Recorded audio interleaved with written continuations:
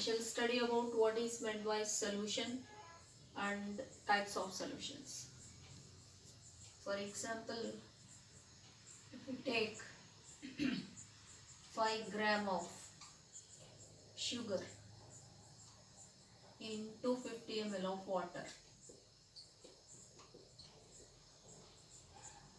So 5 gram of sugar means formula C12H22O11. In chemistry, this is called as sucrose, your ordinary sugar. Okay. When sugar is added to water, it completely soluble in water and it is distributed how much volume of water you are taken in a beaker. That means 250 ml ನೀರು ತಗೊಂಡಿವಿ ಅಂದರೆ volume ಎಷ್ಟಿರುತ್ತಲ್ಲ ಅಲ್ಲಿವರೆಗೂ sugar distribute ಆಗುತ್ತೆ, uniform ಆಗಿ distribute ಆಗುತ್ತೆ. Distribute ಆದಮೇಲೆ particle size ನೋಡಿದರೆ ನಮಗೆ less than 1 nanometre ಇರುತ್ತೆ, ಅಂದರೆ 10⁻⁻⁹ ಮೀಟರ್ ಅಂತ. ಅಂದರೆ 0.0000 ನಾವು ಒಟ್ಟು ಟೋಟಲಿ 8 0 ಬರ್ಕೊಂಡ್ಬಿಟ್ಟು 1 ಬರಿಬೇಕು. ಇಷ್ಟು ಸೈಜ್ ಸಣ್ಣದಾಗಿರುತ್ತೆ ಪಾರ್ಟಿಕಲ್ ಸೈಜ್. ಅದೇ ರೀತಿ ನಾವು ಸೆಕೆಂಡ್ ಎಕ್ಸಾಂಪಲ್ಗೆ ಹೋದಾಗ same quantity had to take 5 gram of sand. Sand means silica, SiO2. ಇದನ್ನು ಕೂಡ ನಾವು 250 ml ಆಫ್ ವಾಟರ್ಗೆ ಹಾಕ್ತಾ ಇದ್ದೀವಿ. ಹಾಕಿದಾಗ ಏನಾಗುತ್ತೆ, added sand not uniformly distributed, it will settles to the bottom of the container. ಅಂದರೆ ಹಾಕಿದ ಸ್ಯಾಂಡ್ ಏನಿದೆಲ್ಲ ನೀರಲ್ಲಿ ಕರಗೋದಿಲ್ಲ, ಅದು ಬಾಟಮ್ಗೆ ಬಂದು ಸೆಟ್ಲ್ ಆಗಿಬಿಡುತ್ತೆ. ನಾವು ಪಾರ್ಟಿಕಲ್ಸನ್ನು ನೇಕೆಡ್ ಐಯಿಂದನೇ ನೋಡ್ಬೋದು.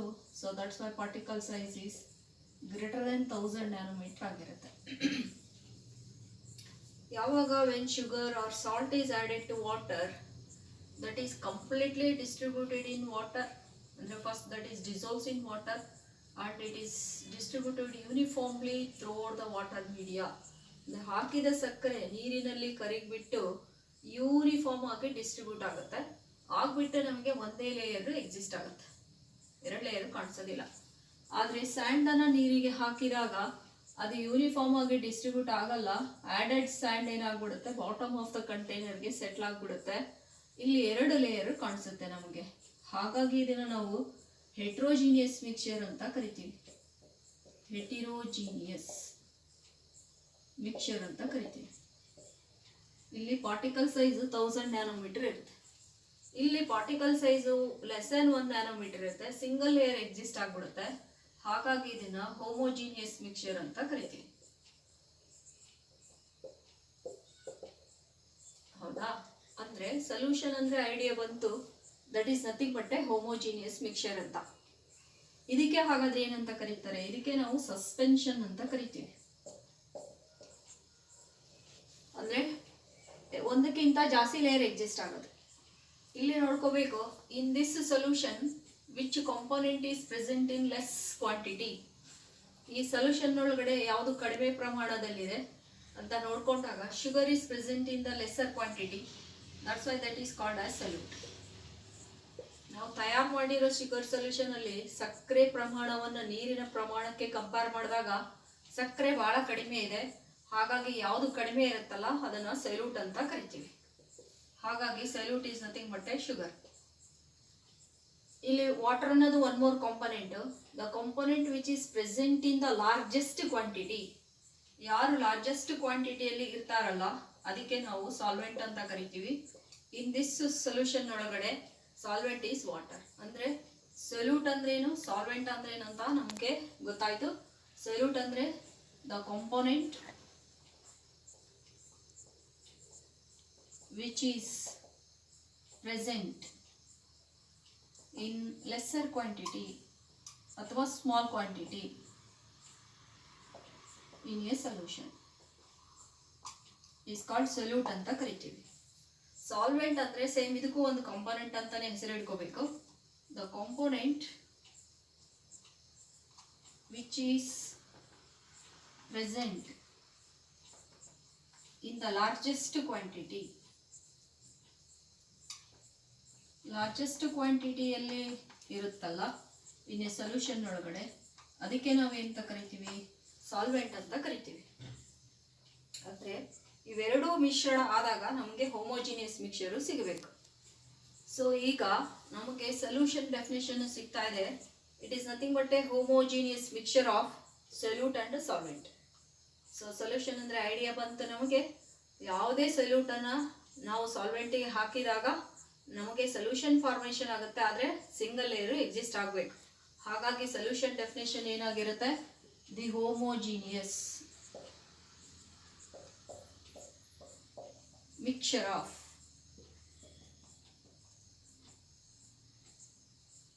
Solute and solvent. ಇದಕ್ಕೆ ನಾವೇನಂತ ಕರಿತೀವಿ, ಇಸ್ ಕಾಲ್ಡ್ ಆಸ್ ಸೊಲ್ಯೂಷನ್ ಅಂತ ಕರಿತೀವಿ. ಈಗ ನಾವೇನು ಮಾಡಬೇಕು, ಸೊಲ್ಯೂಷನ್ ಅಂತ ಗೊತ್ತಾದ್ಮೇಲೆ ಎಲ್ಲರಿಗೂ ಅರ್ಥ ಆಯ್ತು ಅಂತ ಅನ್ಕೊಂಡಿನಿ. ಸೊಲ್ಯೂಷನ್ ಅಂದರೆ ಸಿಂಗಲ್ ಲೇಯರಲ್ಲಿ ಎಕ್ಸಿಸ್ಟ್ ಆಗಬೇಕು, ಅಲ್ಲಿ ಎರಡು ಕಾಂಪೋನೆಂಟ್ಸ್ ಇರುತ್ತೆ, ಸೊಲ್ಯೂಟು ಮತ್ತು ಸಾಲ್ವೆಂಟು. ಎರಡಕ್ಕಿಂತ ಜಾಸ್ತಿ ಇರಂಗಿಲ್ವಾ ಅಂತ ಕೇಳೋ ಹಾಗಿಲ್ಲ, ಎರಡಕ್ಕಿಂತ ಎಷ್ಟಾದರೂ ಇರ್ಬೋದು.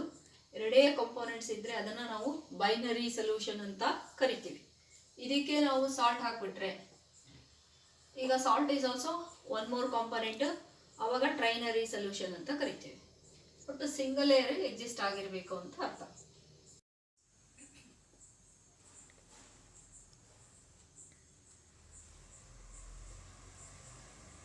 ಸೊ ಟೈಪ್ಸ್ ಆಫ್ ಸೊಲ್ಯೂಷನ್ಸ್ ಅಲ್ಲಿ first we have to take 3 beakers ತಗೊಳ್ತಾ ಇದ್ದೀನಿ ನಾನು. Okay, in all the 3 beakers just I have taken solvent, that is a component which is present in largest quantity. 250 ml of water I have taken. So mention the physical state of solvent, liquid. Here also 250 ml of water, that is in liquid state.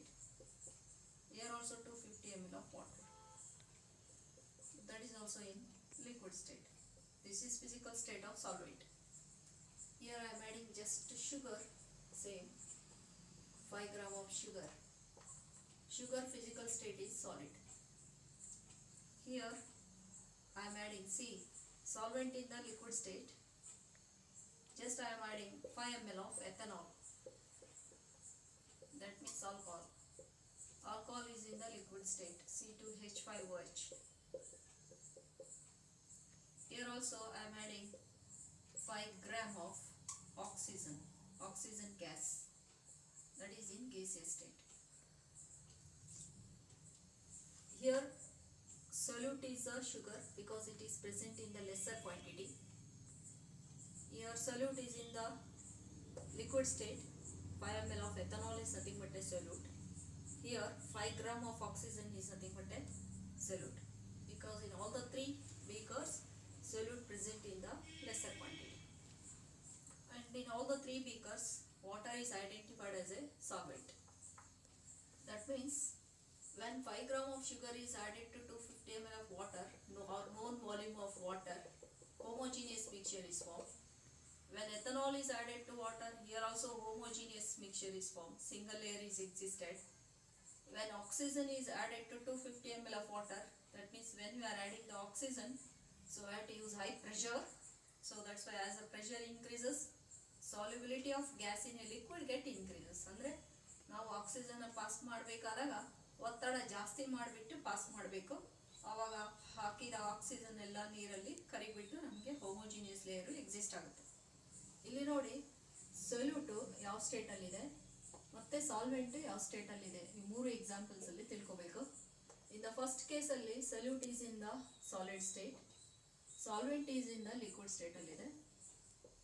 In the second ಸ್ಟೇಟಲ್ಲಿ solute is in the liquid ಸ್ಟೇಟಲ್ಲಿದೆ, but solvent is also in the liquid ಸ್ಟೇಟಲ್ಲಿದೆ. ಈ third ಕೇಸಲ್ಲಿ solute is in the gaseous ಸ್ಟೇಟಲ್ಲಿದೆ, but solvent is in the liquid ಸ್ಟೇಟಲ್ಲಿದೆ. ಅಂದರೆ in all the 3 cases ನಮಗೆ homogeneous mixture formation ಆಯಿತು. ಅಂದರೆ ಸಾಲ್ವೆಂಟ್ ಅಂದ್ರೇ ಬರೀ ಲಾರ್ಜೆಸ್ಟ್ ಕಾಂಪೊನೆಂಟ್ ಅಂತ ಅರ್ಥ ಅಲ್ಲ. So the physical state of the solvent ಏನಿದೆಯಲ್ಲ, ಇದು ಇಲ್ಲೂ ಲಿಕ್ವಿಡ್ ಇದೆ, ಸೆಕೆಂಡ್ ಎಕ್ಸಾಂಪಲಲ್ಲೂ ಲಿಕ್ವಿಡ್ ಇದೆ, ಥರ್ಡ್ ಎಕ್ಸಾಂಪಲಲ್ಲೂ ಲಿಕ್ವಿಡ್ ಇದೆ. ಹಾಗಾಗಿ the physical state of the solvent ಏನಿದೆಯಲ್ಲ determine the state of the solution. ಅಂದರೆ either it is a liquid solution or solid solution or gaseous solution. ಅಂದರೆ ಪ್ರಿಪೇರ್ಡ್ ಮಾಡಿರೋ ಸೊಲ್ಯೂಷನ್ನು ಯಾವ ರೂಪದಲ್ಲಿ ಎಕ್ಸಿಸ್ಟ್ ಆಯಿತು, ಅದು ಲಿಕ್ವಿಡಾ, ಸಾಲಿಡಾ, ಗ್ಯಾಸಿಯಸ್ ಅಂತ ಅರ್ಥ. ಹಾಗಾಗಿ the physical state of the solvent determines the nature of the solution that exist ಅಂತ. The physical state of the solvent or of a solvent determine or predict determine the type of the solution. Very easy. Type of a solution ಅಂದ್ರೆ ಈಗ solution ಅಲ್ಲಿ first ವಿಧ ಗೊತ್ತಾಯ್ತು. First type of solution ಯಾವುದು? Liquid solutions. ಹಾಗಾದ್ರೆ liquid solution ಅಂದ್ರೆ ಏನು? ಯಾವುದೇ ಸೊಲ್ಯೂಷನ್ ಒಳಗಡೆ solvent is in the liquid state ಅಲ್ಲೇ ಇರಬೇಕು. The solution in which solvent is in the liquid state is called as A liquid solution. ನೀವು ಈ ರೀತಿಯಾಗಿ ಎಕ್ಸಾಂಪಲ್ಸ್ ಅನ್ನ ಕೊಡ್ಬೋದು. ನೆಕ್ಸ್ಟ್ ಗೋ ಫಾರ್ ಸೆಕೆಂಡ್ ಎಕ್ಸಾಂಪಲ್ಗೆ ಹೋದಾಗ ಇದೆಲ್ಲರಿಗೂ ಅರ್ಥ ಆಯ್ತು ಅಂತ ಅನ್ಕೊಂಡಿನಿ. ಈಗ ಸೆಕೆಂಡ್ ಎಕ್ಸಾಂಪಲ್ಗೆ ನಾನು ಹೋಗ್ತಾ ಇದ್ದೀನಿ.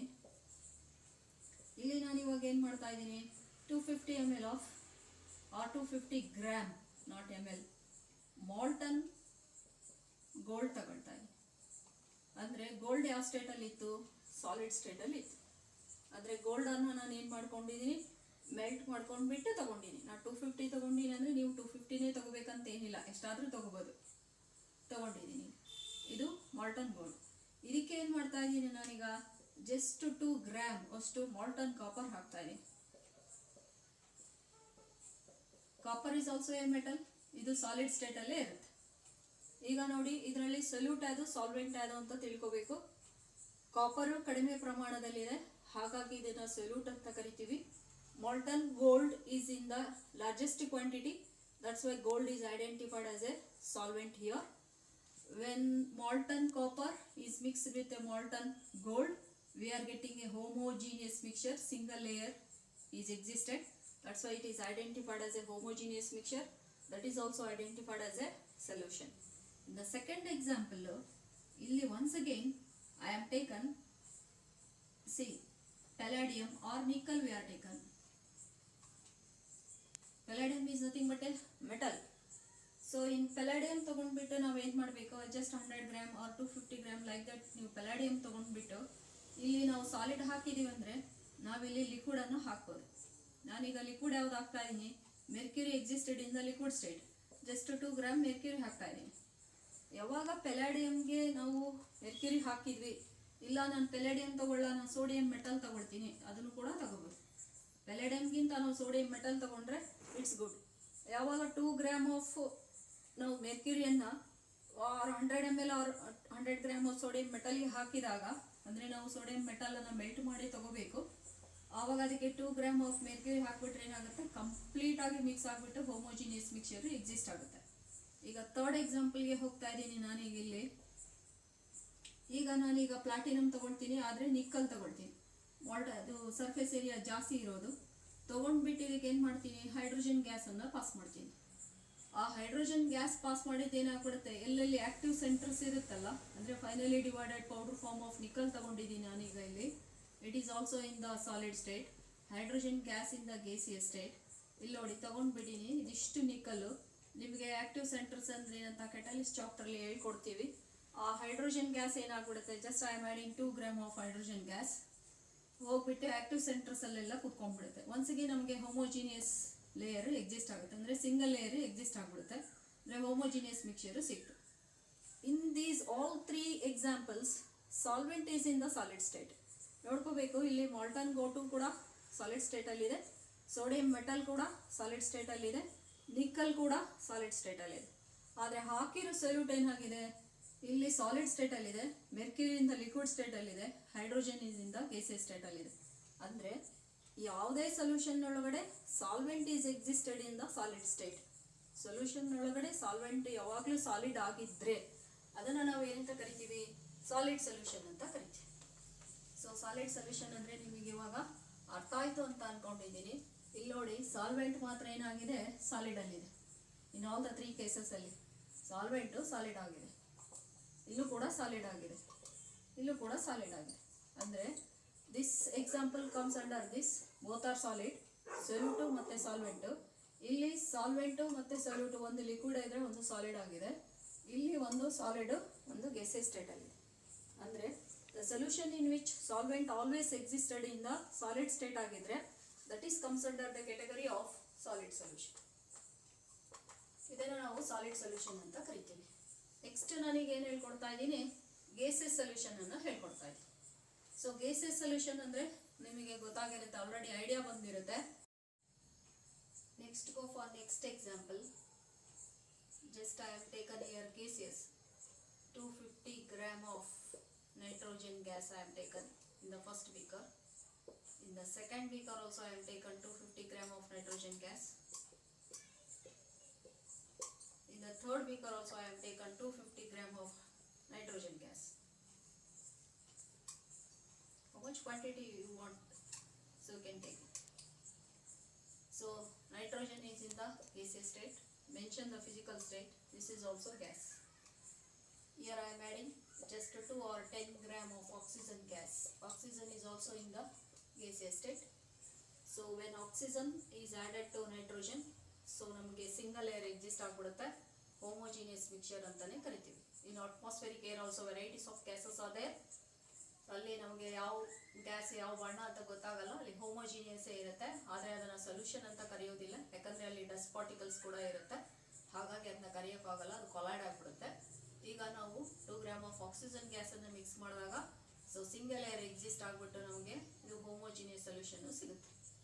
ಇಲ್ಲಿ ನಾವು ಏನು ಮಾಡ್ತಾ ಇದ್ದೀವಿ, just 250 gram of nitrogen gas ತಗೊಂಡಿದ್ದೀನಿ ನಾನು. ಇದಕ್ಕೆ ನಾನು ಕ್ಲೋರೋಫಾರ್ಮ್ ಹಾಕ್ತಾ ಇದ್ದೀನಿ. ಸೊ ಕ್ಲೋರೋಫಾರ್ಮ್ ಹಾಕಿದಾಗ ಕಂಪ್ಲೀಟ್ ಆಗಿ ಏನಾಗ್ಬಿಡುತ್ತೆ, ಇದ್ರ ಜೊತೆ ಮಿಕ್ಸ್ ಆಗಿಬಿಟ್ಟು ನಮಗೆ ಸಿಂಗಲ್ ಏರ್ ಎಕ್ಸಿಸ್ಟ್ ಆಗುತ್ತೆ. Chloroform is in the liquid state ಅಲ್ಲಿ ಇರುತ್ತೆ. ಈಗ ನಾವು ಏನು ಮಾಡ್ತಾ ಇದ್ದೀವಿ, ಇದಕ್ಕೆ ನಾನು ಏನಾಗ್ತಾ ಇದ್ದೀನಿ, ಕ್ಯಾಂಫರ್ ಹಾಕ್ತಾ ಇದ್ದೀನಿ, ಕರ್ಪೂರ ಹಾಕಿದಾಗ ಏನಾಗುತ್ತೆ, ನಮಗೆ ಇಲ್ಲೂ ಕೂಡ ಸಿಂಗಲ್ ಏರ್ ಎಕ್ಸಿಸ್ಟ್ ಆಗಿಬಿಟ್ಟು ನಮಗೆ ಹೋಮೋಜಿನಿಯಸ್ ಮಿಕ್ಸ್ಚರ್ ಫಾರ್ಮೇಷನ್ ಆಗುತ್ತೆ. ಇನ್ನು ಆಲ್ ದ 3 ಕೇಸಸ್ ಅಲ್ಲಿ ಏನಾಗಿದೆ, ನಮಗೆ ಸಾಲ್ವೆಂಟ್ ಎಕ್ಸಸ್ ಪ್ರಮಾಣದಲ್ಲಿ ಇದೆ, ಆದರೆ solvent is in the gaseous state ಅಲ್ಲಿ ಇದೆ. ಆದರೆ ಸೊಲ್ಯೂಟ್ ಮಾತ್ರ ಗ್ಯಾಸ್, ಲಿಕ್ವಿಡ್ ಮತ್ತೆ ಸಾಲಿಡ್ ಸ್ಟೇಟ್ ಅಲ್ಲಿ ಇದೆ. ಅಂದ್ರೆ the solution in which solvent always exist in the gaseous form, ಅಥವಾ the solution in which solvent always present in the form of solid state, sorry gaseous state. Gaseous state ಅಲ್ಲಿ ಇದ್ರೆ ಮಾತ್ರ ಅದನ್ನು ನಾವು gaseous solution ಅಂತ ಕರಿತೀವಿ. So gaseous solution ಅಂದ್ರೆ ಅರ್ಥ ಆಯ್ತು ಅಂದ್ಕೊಳ್ತಾ ಇದ್ದೀನಿ. The solution in which solvent always present in the form of gaseous state ಅಂತ ಅರ್ಥ. ಮತ್ತೆ ಸಾಲ್ವೆಂಟ್, ನಾವೀಗ ಸಾಲ್ವೆಂಟ್ 3 ಕೇಸಸ್ ಅಲ್ಲಿ ಸಾಲ್ವೆಂಟ್ ಅನ್ನ ಗ್ಯಾಸಿಯಸ್ ಸ್ಟೇಟ್ ಅಲ್ಲಿ ತಗೊಂಡಿವಿ, gas gas gas. But first ಕೇಸಲ್ಲಿ ಸೊಲ್ಯೂಟ್ ಏನಾಗಿದೆ, ಗ್ಯಾಸಿಯಸ್ ಫಾರ್ಮ್ ಅಲ್ಲಿ ಇದೆ. ಸೆಕೆಂಡ್ ಸ್ಟೇಟ್ ಅಲ್ಲಿ ಲಿಕ್ವಿಡ್ ಸ್ಟೇಟ್ ಅಲ್ಲಿ ಇದೆ. ಥರ್ಡ್ ಕೇಸಲ್ಲಿ ಸಾಲಿಡ್ ಸ್ಟೇಟ್ ಅಲ್ಲಿ ಇದೆ. ಅಂದ್ರೆ ಯಾವುದೇ ಸೊಲ್ಯೂಷನ್ ಒಳಗಡೆ ಸಾಲ್ವೆಂಟ್ ಗ್ಯಾಸಿಯಸ್ ಫಾರ್ಮ್ ಅಲ್ಲಿ ಇದ್ರೆ ಅದನ್ನು ನಾವು ಗ್ಯಾಸಿಯಸ್ ಸೊಲ್ಯೂಷನ್ ಅಂತ ಕರಿತೀವಿ. The solution in which solvent always present in the form of gaseous state, that is called as a gaseous solution. ಅಂದ್ರೆ ನಮಗೆ ಇವಾಗ ಟೈಪ್ಸ್ ಆಫ್ ಸೊಲ್ಯೂಷನ್ ಅಂದ್ರೆ ಅರ್ಥ ಆಯ್ತು. These are all binary solution, only 2 components ಇರುತ್ತೆ. In binary solution there are 3 types: liquid solution, solid solutions and gaseous solution. Liquid solution ಅಂದ್ರೆ solvent always is in the state of liquid. Solid solution ಅಂದ್ರೆ solvent always exist in the form of solid state. Gaseous solution ಅಂದ್ರೆ solvent always present in the form of gaseous form, gaseous state. So this is nothing but your types of solution. So ನಿಮಗೆ ಇದು types of solution ಅಂದರೆ ಅರ್ಥ ಆಯಿತು ಅಂತ ಅಂದ್ಕೊಂಡಿನಿ. ಈಗ solute ಅಂದ್ರೇನು, solvent ಅಂದ್ರೇನಂತ ಇನ್ನೊಂದ್ಸಲ ಹೇಳ್ತಾ ಇದ್ದೀನಿ. ಸೊಲ್ಯೂಷನ್ ಒಳಗಡೆ 2 ಕಾಂಪೊನೆಂಟ್ಸ್ ಇರುತ್ತೆ ಬೈನರಿ ಸೊಲ್ಯೂಷನ್ ಅಲ್ಲಿ, ಒಂದು ಸೊಲ್ಯೂಟು, ಇನ್ನೊಂದು ಸಾಲ್ವೆಂಟ್. ಸೊಲ್ಯೂಟ್ ಅಂದರೆ it is present in lesser quantity, solvent ಅಂದರೆ it is present in largest quantity. This is a first point. Second point ಏನು ತಿಳ್ಕೋಬೇಕು, solvent is having a capacity to dissolve the added solute. Physical state of the solvent determines the type of a solution. This is all about introduction part of a solution chapter.